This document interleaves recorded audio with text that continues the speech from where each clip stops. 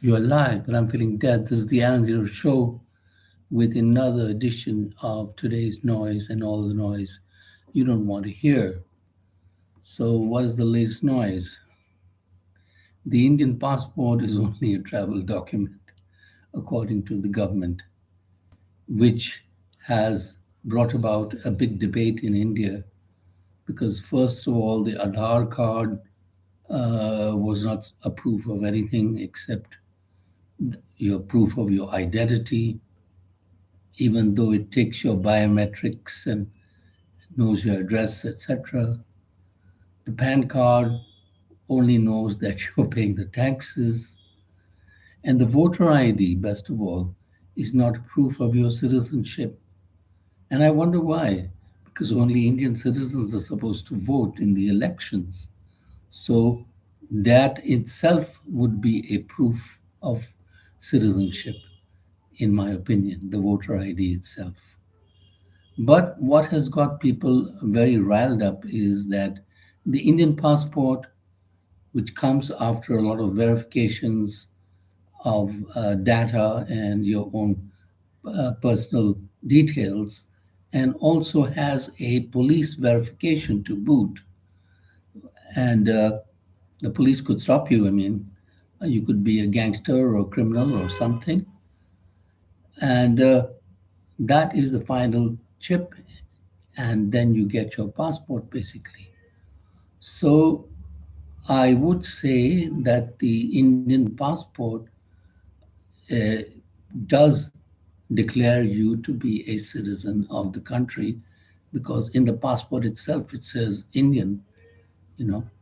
So, and the very fact that some foreigners may also hold the Indian passport is irrelevant in a nation of 1.4 billion people.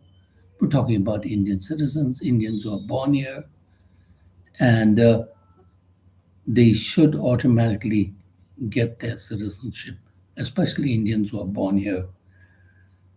Which brings and which begs the question, what about all our poor people? I'm talking about our street people, street children, etc.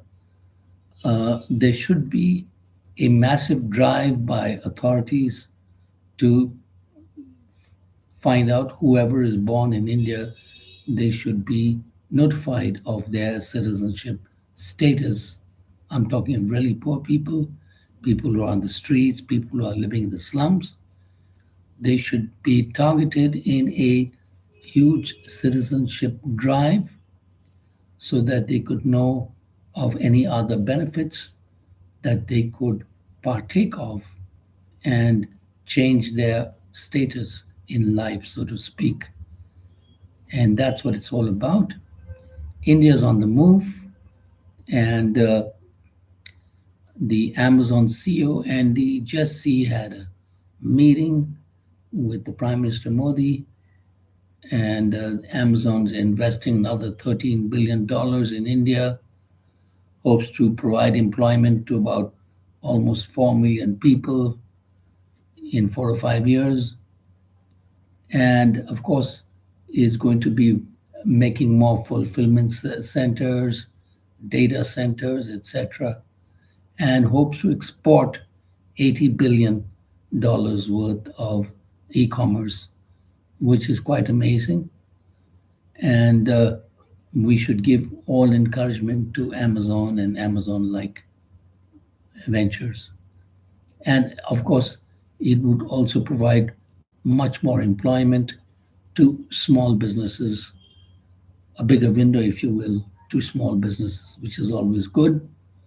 A lot of mom and pop stores or businesses who are running online, if they can benefit by increased customer demand or whatever, by AI and all that, it's a plus basically.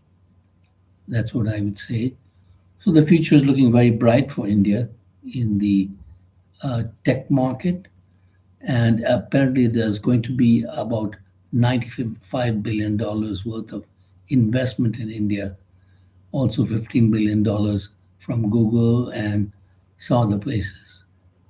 So The AI boom is on, and people are wanting to get in on the action at the early stage, and that's beneficial to India.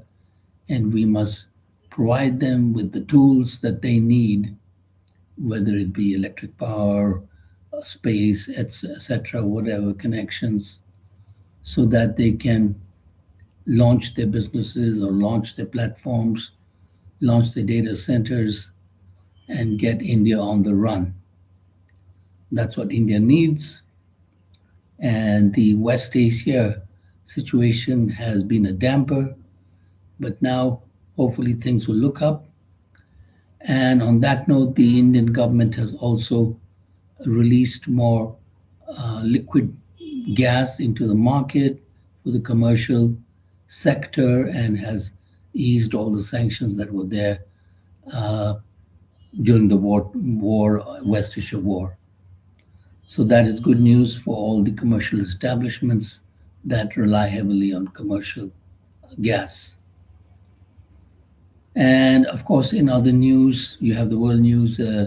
Apparently, the tanker ships traveling to the Strait of Hormuz were traveling close to the Oman coast and avoiding going close to the Iranian coast.